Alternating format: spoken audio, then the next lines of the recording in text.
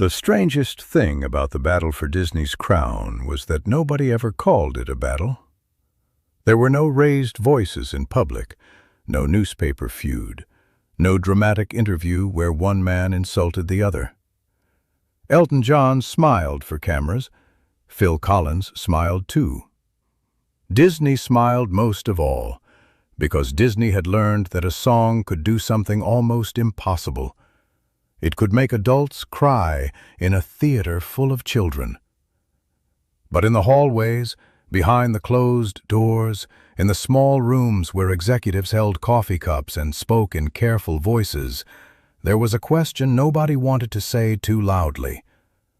After Elton John, who could possibly be next? The Lion King had not just been a movie. It had been a coronation. In 1995, when Can You Feel the Love Tonight won the Academy Award for Best Original Song, Elton did not merely win a statue. He became part of Disney's modern heartbeat. His voice floated over the end credits like a royal banner. The studio had found a way to turn animation into adult memory. Parents took their children to see lions, and somehow left thinking about love, loss, and time. Phil Collins watched all of that from a distance. By then, Phil knew what it meant to be loved by millions and still feel cornered by the room he was standing in. He had been the drummer who became the singer, the man behind the kit who stepped to the microphone because Genesis had no choice. He had taken heartbreak and turned it into face value. He had filled stadiums, made radio hits, survived criticism, divorce, exhaustion, and the strange punishment that comes when the public decides you are too successful. But Disney was different. Disney did not just need a hit. Disney needed a feeling that could survive childhood. When Phil was asked into the world of Tarzan, the shadow of the Lion King was already on the wall. Everyone could feel it.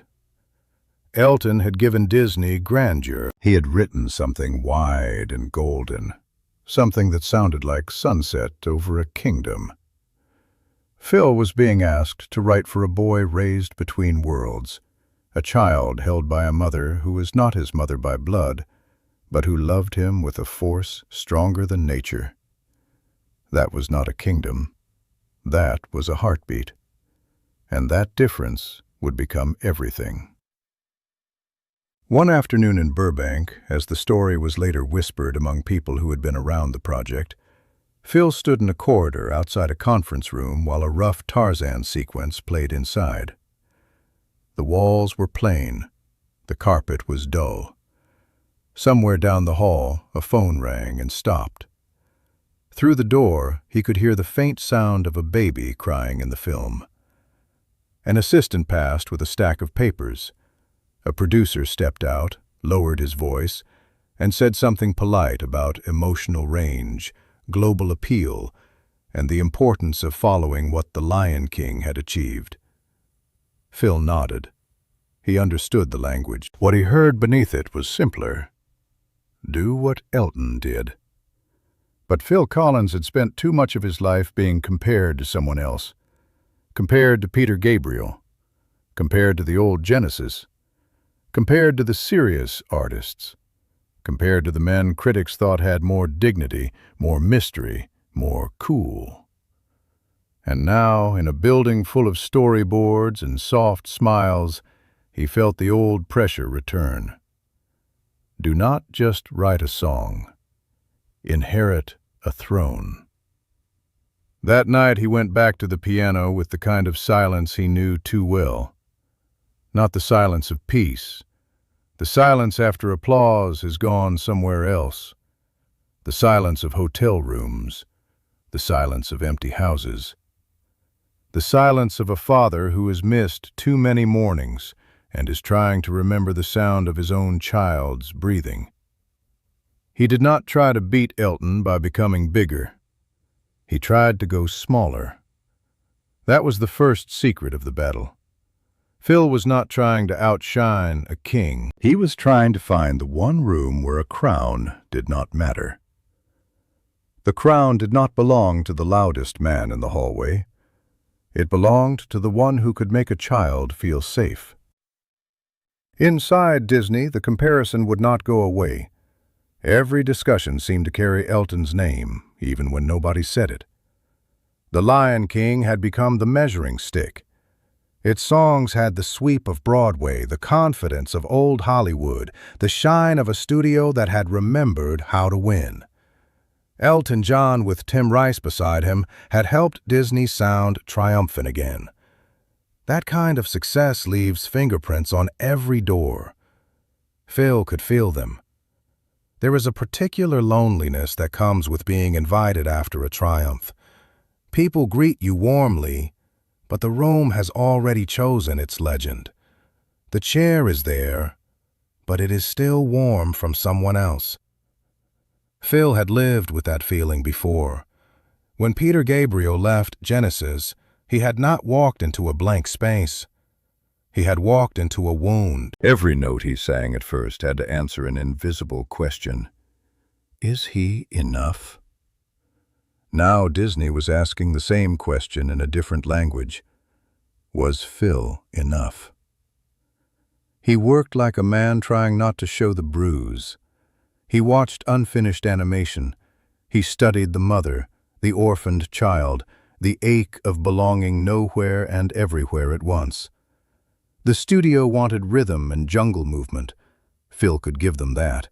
He was still a drummer in his bones. But the song that mattered most did not begin with drums. It began like a hand reaching down. In private, Phil kept returning to the idea of protection.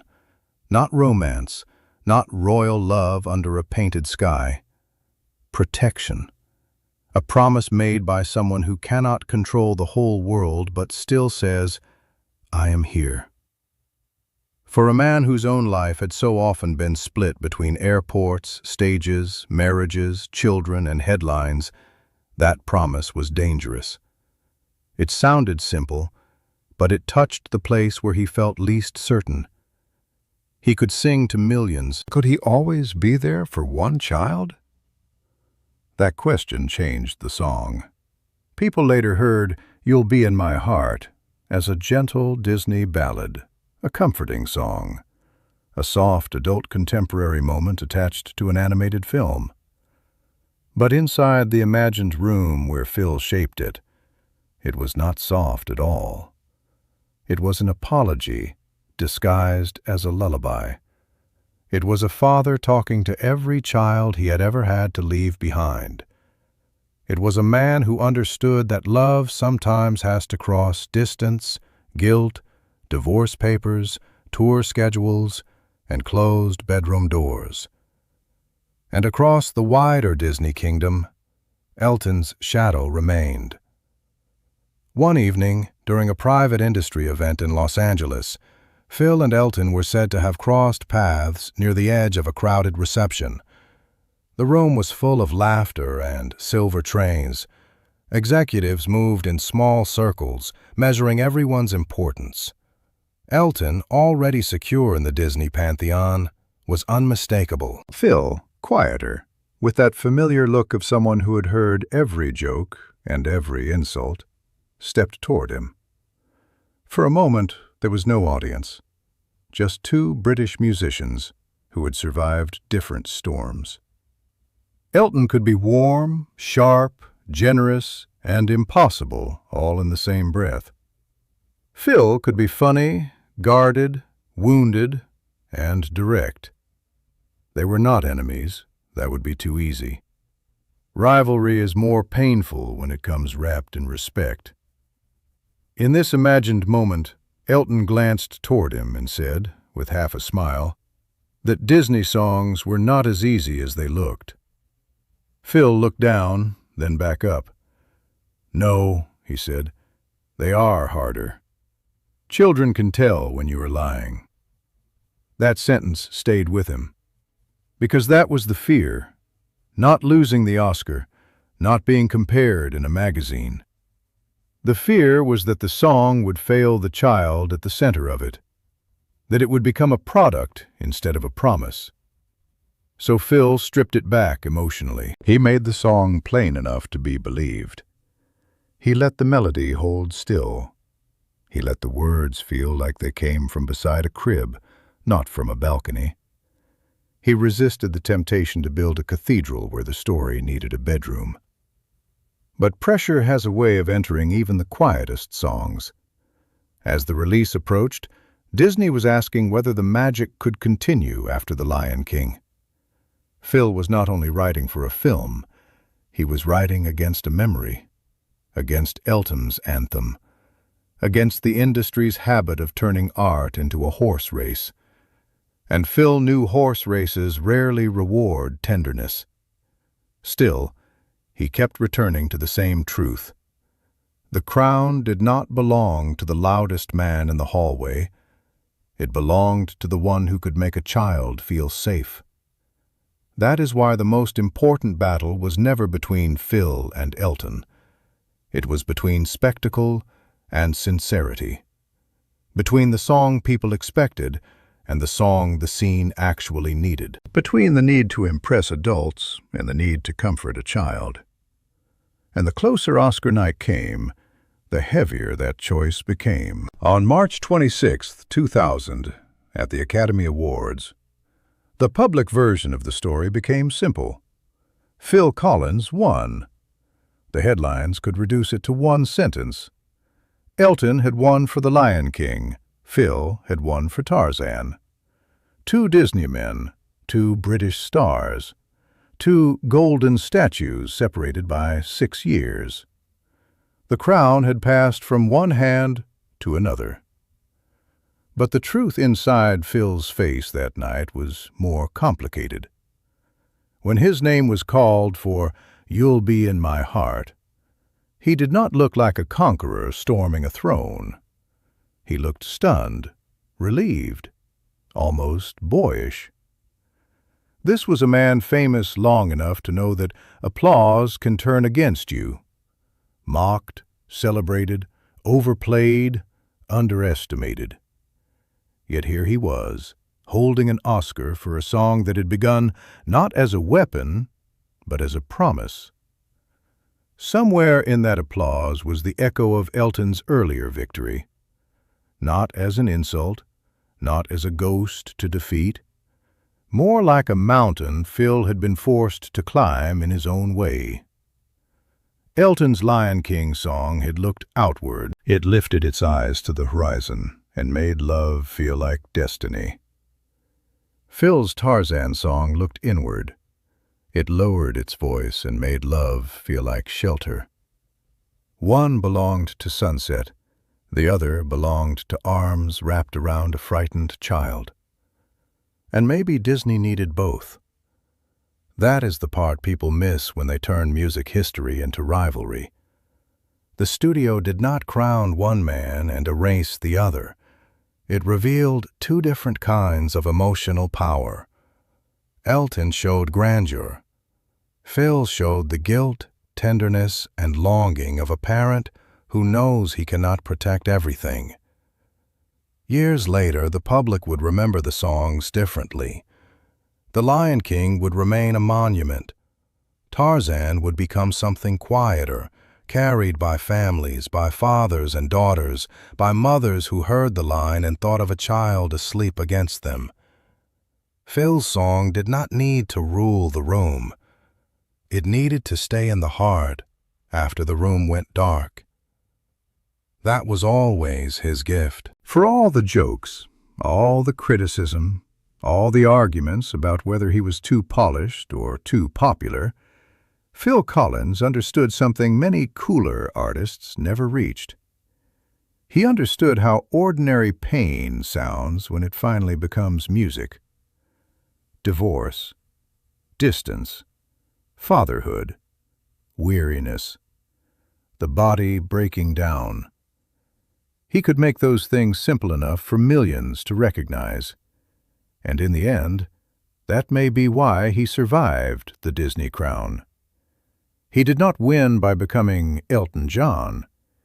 He won by remaining Phil Collins, the man who once sat behind the drums and carried the band, the man who stepped forward when Genesis needed a voice, the man who turned heartbreak into a drum fill the world never forgot, the man who could stand inside a giant corporation, inside a giant film, inside a giant awards campaign, and still write something that sounded like a parent whispering in the dark. That is why the quiet battle matters. Not because one legend defeated another, because it shows what happens when two giants are asked to touch the same human nerve and find completely different ways to do it. Elton gave Disney a kingdom. Phil gave Disney a heartbeat. And if there really was a crown in those hallways, it was never made of gold. It was made of memory. It was made of songs people heard when they were young, then heard decades later, and suddenly felt time collapse. The crown did not belong to the loudest man in the hallway. It belonged to the one who could make a child feel safe. For Phil Collins, that was the victory. Not the statue, not the headline, not the comparison. Just the small miracle of a song that sounded like protection. And maybe that is why, long after the ceremony ended, long after the applause faded, and long after Disney's hallway lights went out, the battle did not feel like a battle anymore. It felt like two men, two songs, and one truth. The music that lasts is not always the music that conquers. Sometimes it is the music that holds you. If stories like this remind you why this music still matters, subscribe for more untold stories from the legends who gave everything to the music.